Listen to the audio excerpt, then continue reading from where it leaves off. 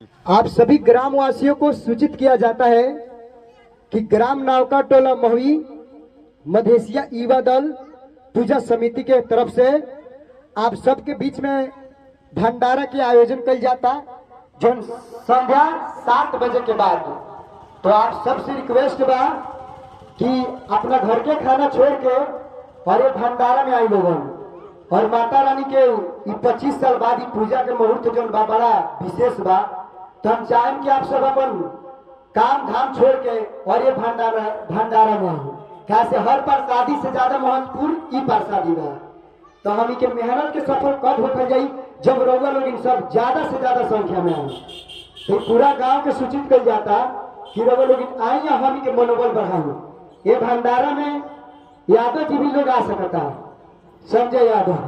तो हम चाहें कि सब के आओ और हम के मनोबल के बढ़ाओ।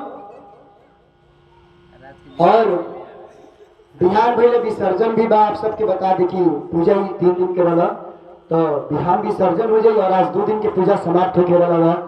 तो आप सब आई और माई से आशीर्वाद ली ताकि सबके जिंदगी आगे बढ़ो और हमियों के साथ ये पूजा में बन जाता आगे भी बड़े नदी बन जाए।